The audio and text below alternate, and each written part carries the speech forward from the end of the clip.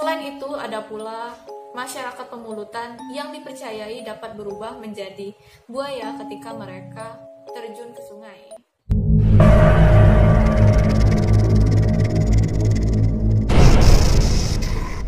Halo, assalamualaikum warahmatullahi wabarakatuh. Jumpa lagi dengan Mia. Hari ini kita akan membahas mengenai salah satu legend yang ada di Sumatera Selatan, yaitu tentang buaya putih. Nah, bagi masyarakat Sumatera Selatan tentunya sudah tidak asing lagi dengan sosok buaya, lantaran daerah Sumatera Selatan merupakan daerah-daerah yang dipenuhi dengan rawa-rawa dan juga anak sungai. Bahkan terkenal pula ilmu buaya yang mana pemiliknya akan berubah menjadi buaya ketika sudah meninggal. Selain itu, di tepian Sungai Musi terkenal pula legenda-legenda mengenai buaya, salah satunya adalah buaya putih. Nah, beberapa tempat yang dipercayai sebagai tempat munculnya buaya putih ini salah satunya adalah Sungai Ogan, tepatnya di Jembatan Ogan Kertapati, Palembang. Diyakini pula munculnya buaya putih ini merupakan pertanda akan terjadinya bencana di Sumatera Selatan maupun di Indonesia. Nah, begitu pula dengan warga Pemulutan Kabupaten Ogan Ilir, Sumatera Selatan yang sangat mempercayai tentang legenda-legenda buaya putih ini. Lalu seperti apa kisahnya? Langsung aja kita mulai.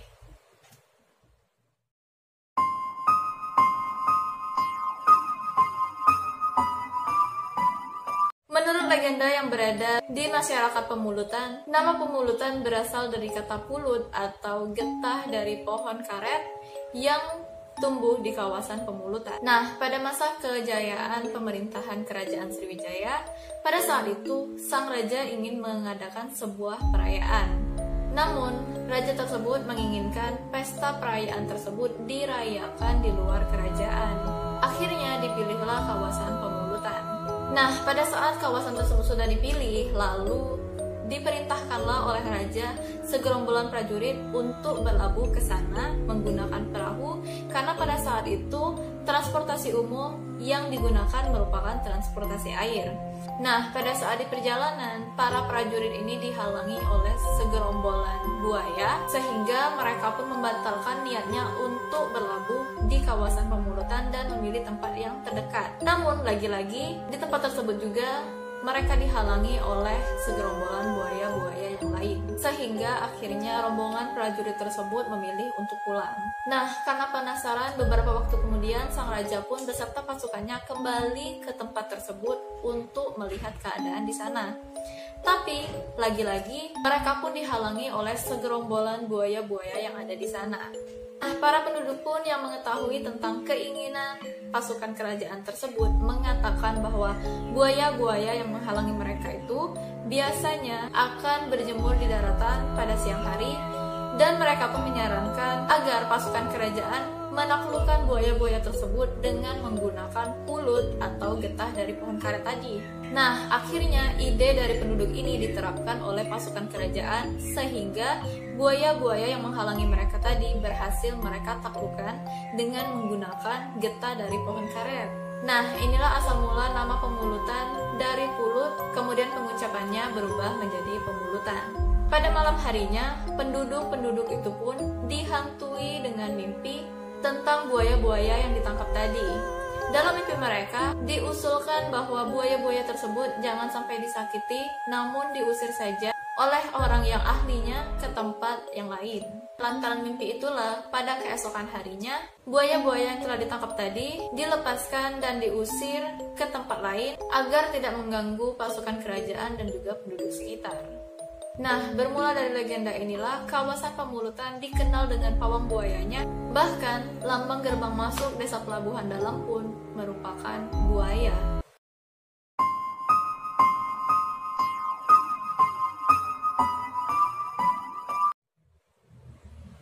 Masyarakat Pemulutan ini mempercayai bahwa nenek moyang mereka adalah buaya, lantaran ilmu buaya seperti di pawang buaya masih dikuasai oleh masyarakat Pemulutan. Selain itu, ada pula masyarakat Pemulutan yang dipercayai dapat berubah menjadi buaya ketika mereka terjun ke sungai. Nah, pawang buaya dari Pemulutan ini mampu menyelam lama tanpa bantuan alat yang memadai. Nah, buktinya pada saat peristiwa jatuhnya pesawat Silk Air di perairan Sungsang. Pada saat itu hanya pawang buaya dari Pemulutanlah yang mampu mencari bangkai-bangkai pesawat tersebut. Bahkan ada pula cerita bahwa konon pawang buaya dari Pemulutan ini pernah bertanding dan memenangkan kompetisi menaklukkan buaya di Singapura. Nah, keberadaan pawang buaya yang sangat mumpuni ini juga didukung dengan cerita bahwa ada seorang pawang buaya yang tidak tidur dengan istrinya lantaran ia sering berubah menjadi buaya ketika sedang tidur. Nah, sampai saat ini masyarakat sekitar percaya bahwa jika ada pawang buaya yang melemparkan puntung rokok ke sungai, artinya ia akan menjelma menjadi buaya.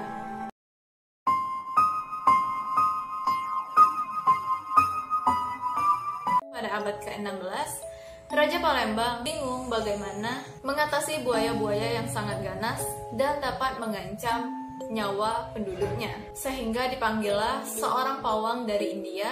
Dengan dijanjikan banyak sekali hadiah, sang raja pun meminta pawang tersebut untuk menjinakkan buaya-buaya yang ada di Sungai Musi. Lalu buaya-buaya itu pun jinak dan sang pawang pun mendapat banyak sekali hadiah. Kemudian sang raja pun mengajak pawang tersebut ke daerah pedalaman yang banyak buayanya dan meminta pawang tersebut untuk kembali menjinakkan buaya-buaya yang ada di sana. Lalu setelah buaya-buaya tersebut jinak, sang raja pun kembali meminta pawang tersebut untuk mengganaskan lagi buaya-buaya tersebut. Dengan alasan sang raja ini ingin mengetahui sebagaimana kehebatan dari pawang buaya ini. Nah, karena sudah mabuk dengan pujian-pujian dari raja, sang pawang ini pun menuruti perintah dari raja tersebut. Ia pun segera mengganaskan kembali buaya-buaya yang ada di sana.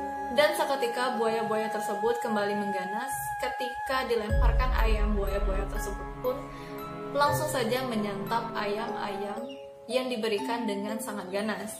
Nah, ketika sang pawang ini lengah, salah satu prajurit mendorong pawang tersebut sehingga ia pun menjadi makanan bagi buaya-buaya yang ada di sana. Nah, kejadian ini pun terjadi bukan tanpa alasan, lantaran sang raja ini merasa takut jika suatu saat pawang tersebut akan memainkan mereka dan mempergunakan keahliannya untuk memberontak di kerajaan mereka. Lokasi tempat meninggalnya sang pawang ini diperkirakan di pesisir timur Sumatera Selatan atau berada di kawasan Pemulutan. Oleh karena itulah buaya-buaya di daerah pedalaman dikenal lebih ganas dibandingkan buaya-buaya yang ada di Sungai Musi.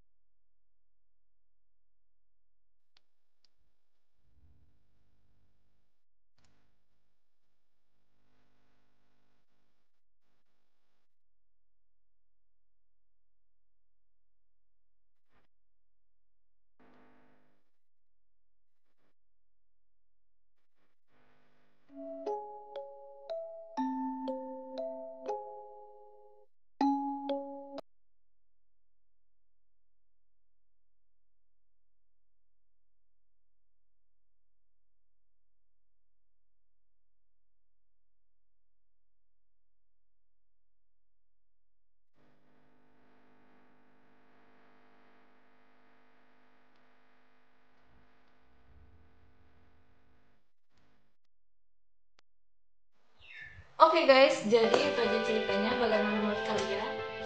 Jangan lupa untuk like, comment, dan share video ini jika kalian menyukainya. Dan buat yang belum subscribe, jangan lupa untuk subscribe. Jangan lupa juga untuk mengaktifkan loncengnya agar kalian mendapatkan notifikasi ketika aku mengupload video baru. Sampai jumpa di video selanjutnya.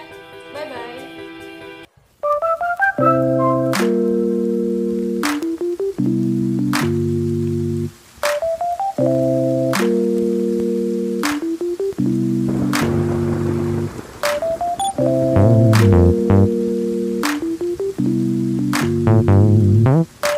Thank you.